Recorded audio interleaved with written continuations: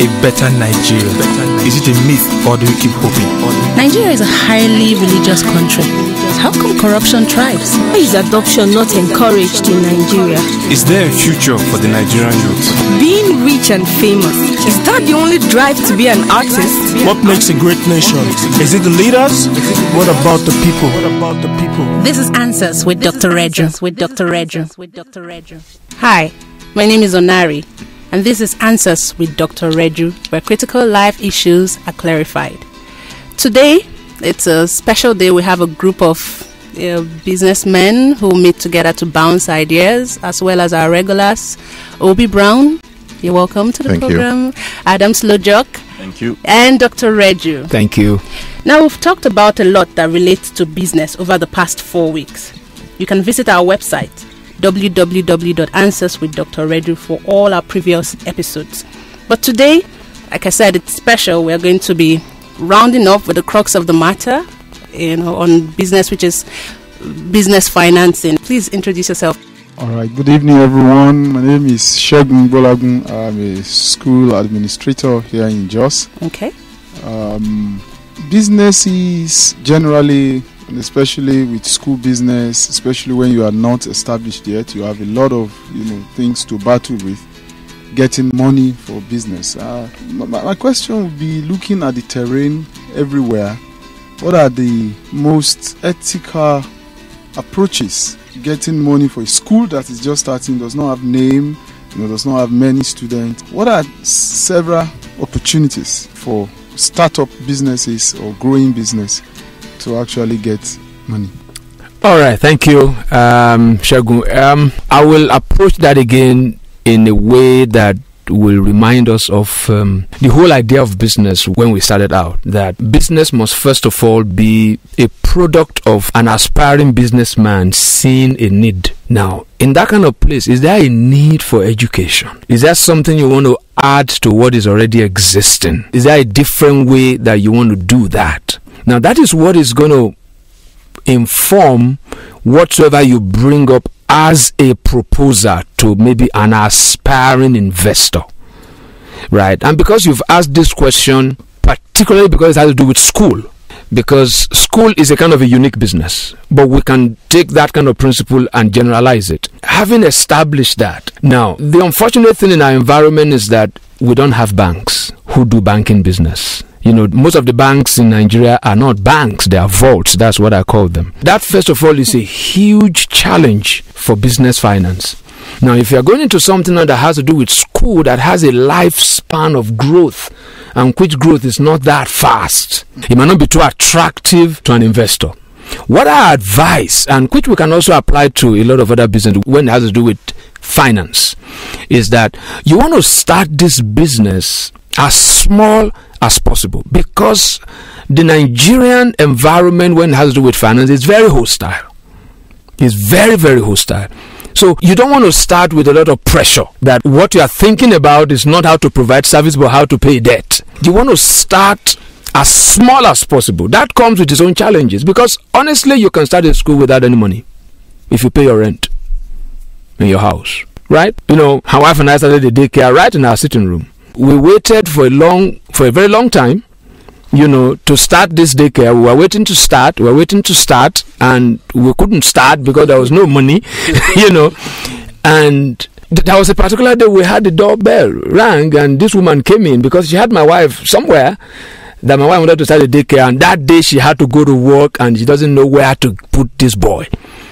And she brought the boy to the house and they said, "Today you are starting." That was how our sitting room became a crèche.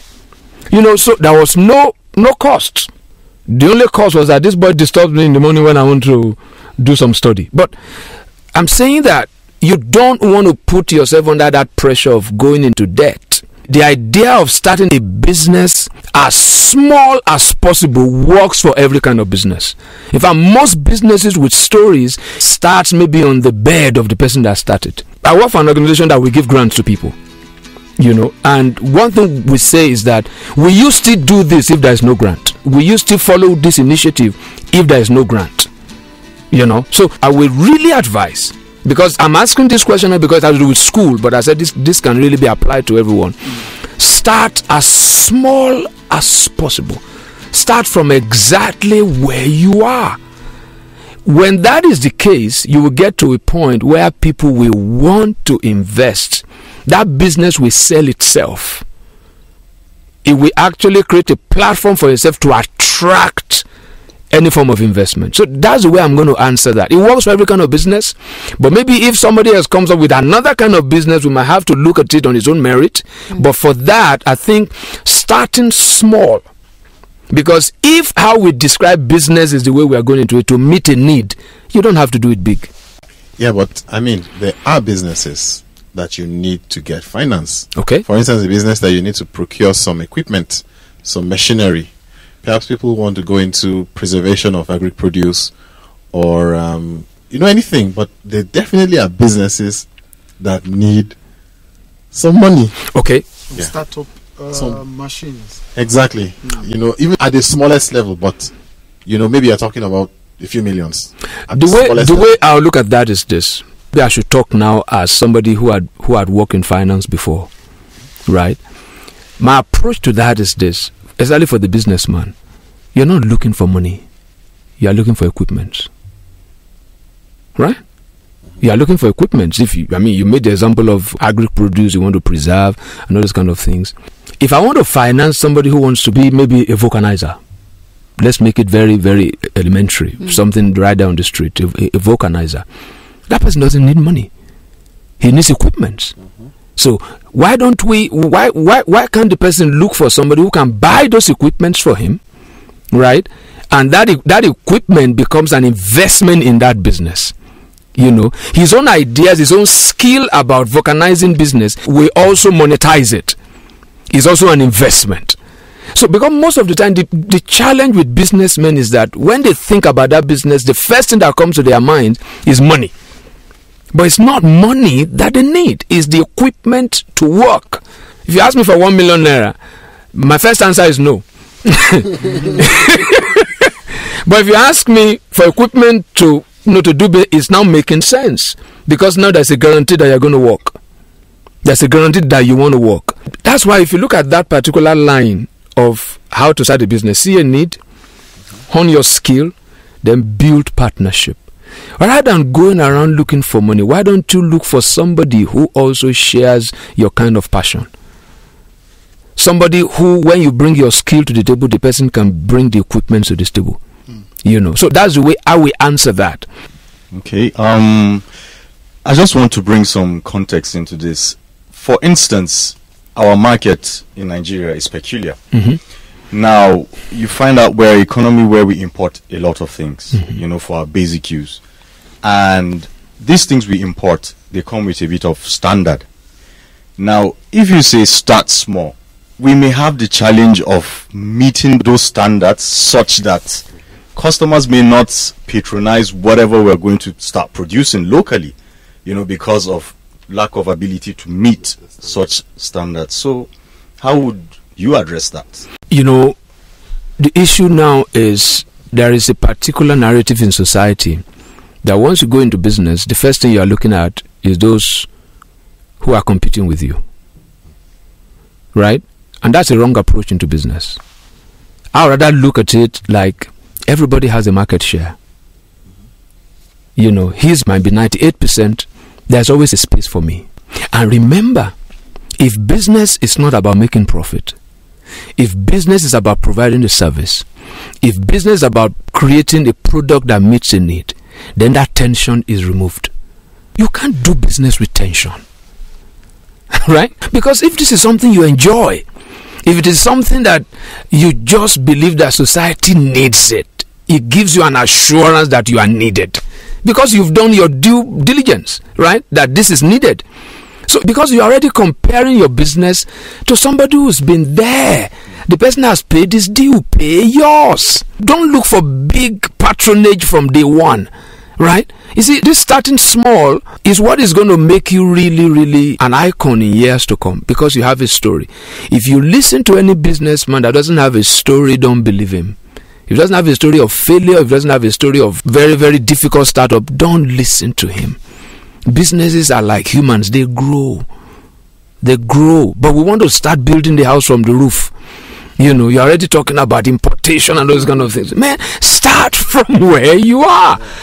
Start from where you are. I work in the bank for some years. Even banks in Nigeria have a policy, maybe it's written or it's not written. They don't finance startup businesses. No, they don't.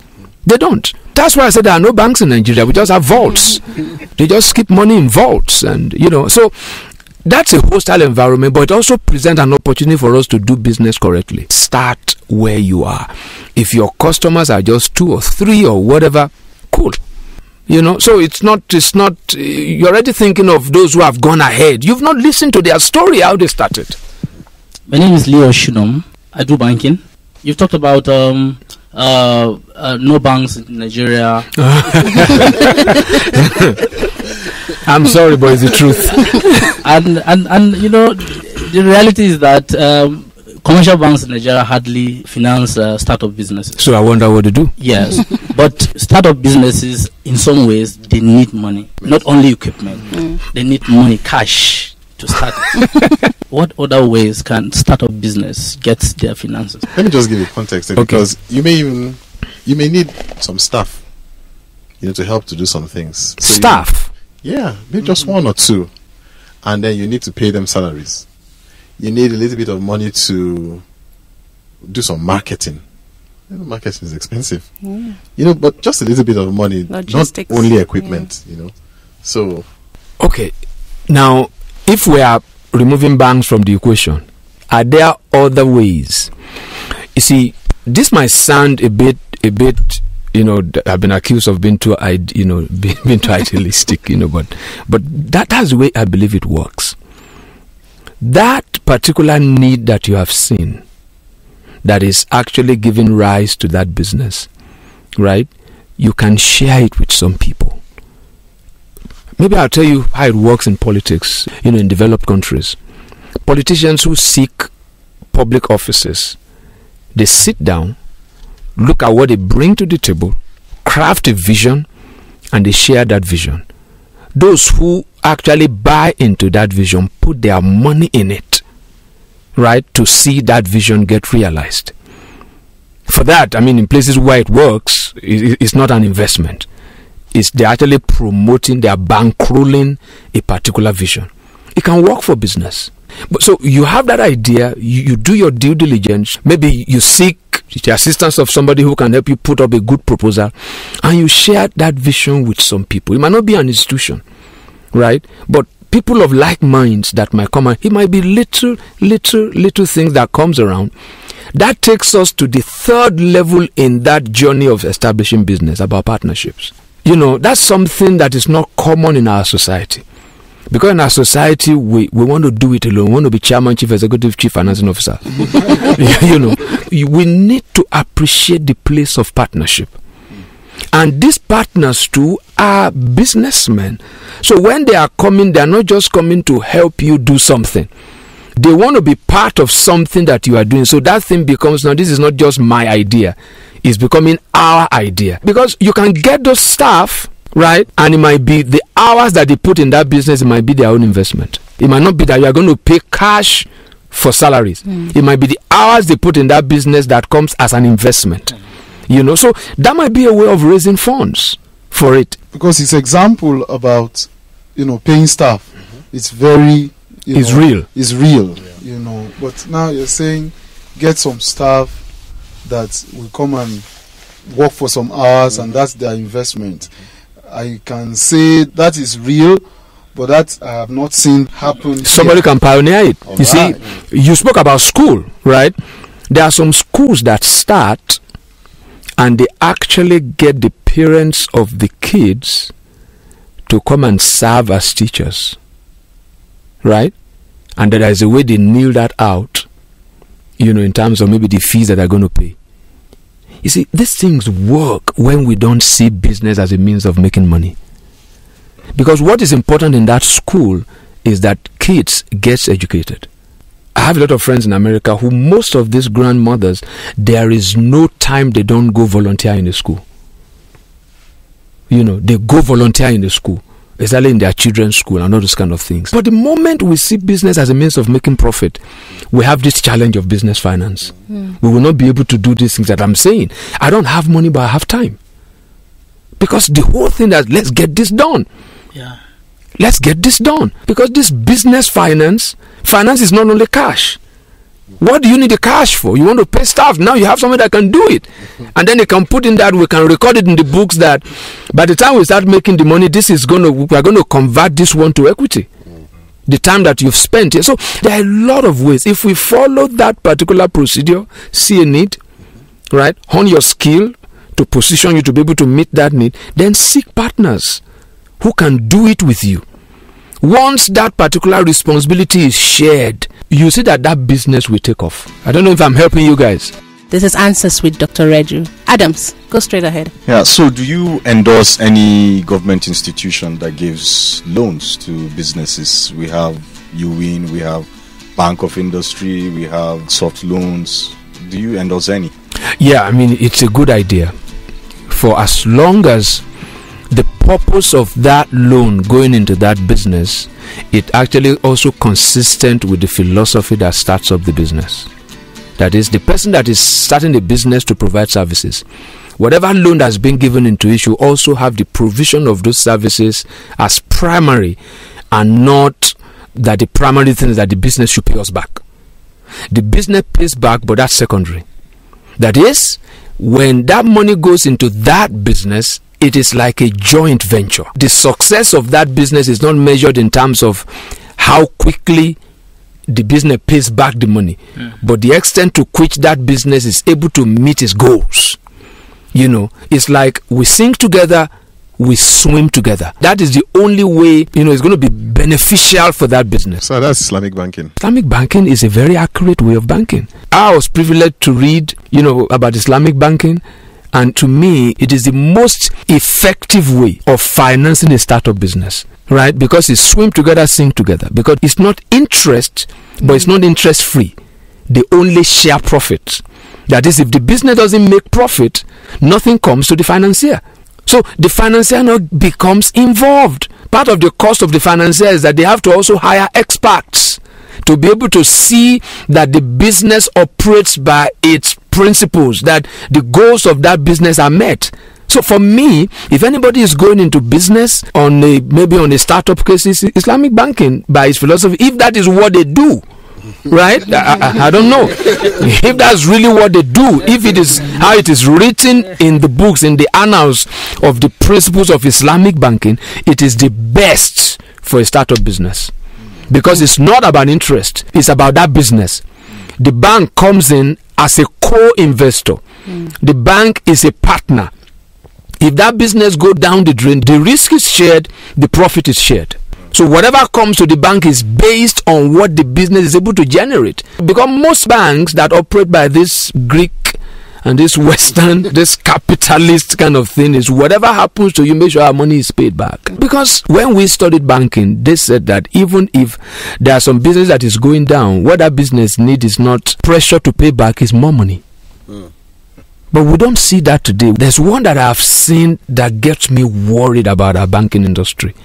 That a staff will get fired for a loan that was granted. That's criminal.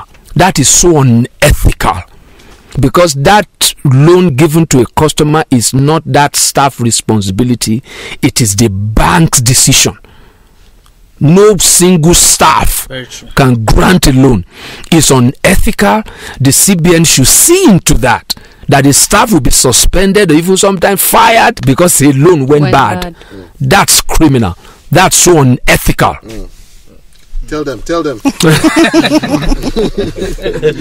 Good evening, everyone. I'm Steve Ibe. I run a boutique here in Jos. Okay. And my question is about the interest rates that such businesses get piled up with, be it corporate or personal. Because most times you just even go to a family member and the person still demands for interest, high interest rate. Please, how do we tackle this? Straight ahead, I would not advise a startup business to go on that route. You want to look for people who want to journey with you. And I believe they're there. So who you are looking for is people of like interests, people who share your vision. Because it goes in the way that, the question that Adams asked, that when you take that loan, many of us don't read conditions. We don't read conditions. We just tick agree. When you take a loan from a bank, they tell you that we can review this interest without recourse to you. At no notice, we can review it. So you start the business on maybe like, if I hear, we want to talk about double-digit interests. We're not talking about single digits, because we are talking about startup businesses. You don't want to go on that route. You want people who want to journey with you. Interest rate will naturally kill a startup business. And if you are going to meet that interest rate, your vision of providing service, you will compromise. If you take the issue of the school, that school will become prohibitive. Can't finance a startup school with fees. With fees you generate, you are going to overprice it. And you see, in places where things work, going to a private school should be something of choice, right? So, but even if it's a private school, it must still make sense. I don't know what making sense is now. Education is a right. So to start up a school and then you think about it, it's business because it's something you are busy doing. But education must never be profit-oriented. Education must always be a not-for-profit kind of initiative. But you run a boutique. How many people will still come there to come and buy a shirt? How much because you have a market too that you have to compete with prices. So if yours is from a bank loan, there is no way you can't survive in that market. People will price you out. Because for you to be able to sell your clothes at that premium that will enable you to cover up for that interest, there's no way you can do it because there are other costs. So for startups, right, it's never look for people too who, or if you can get a supplier who can give you stock on sale on return, that's another way of doing it. That's partnership. Yeah. That again is partnership. That reminds me, the other extreme that I wanted to answer for Adam's question is that we don't again give money to a business just as a dash. Like I said, if somebody comes to work, it is converted to equity, right? Those man hours. You don't give business. You can't take free money to start a business. That business will definitely fail. That's why we said, in one of our episodes said that most of the you win businesses in Nigeria will fail. And I've advised those that I know who are beneficiaries that you win is a political project, is to earn some votes there.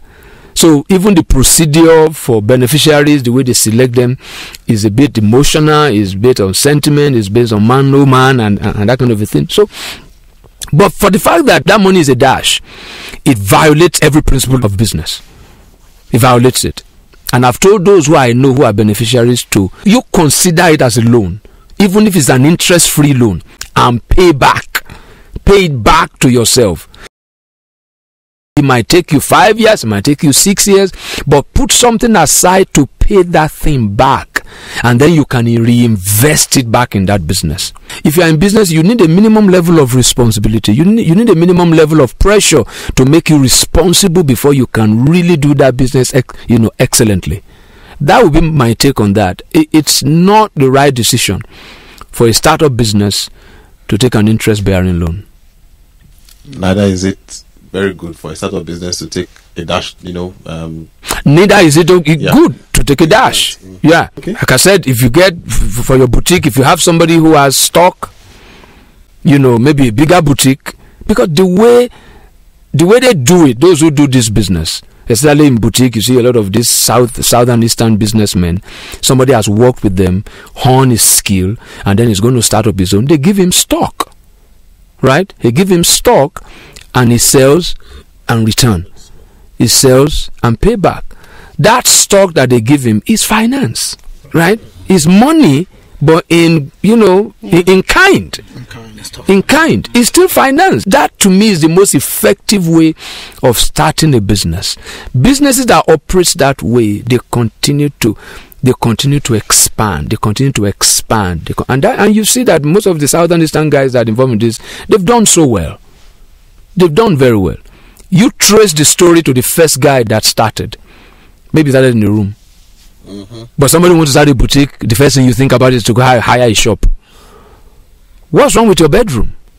And then you carry a bag and you walk around offices and go and sell the shirts and the shoes and the socks and the belt. The last thing on your mind should be a shop. That's unnecessary cost.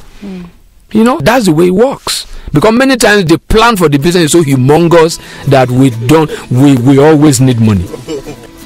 Okay, let's draw the curtains here. It's been an amazing time. Dr. Reju, thank you so much. You're you. always very insightful. And to our special guest, Mr. Ibe, Mr. Leo, and Mr. Shegun, thank you.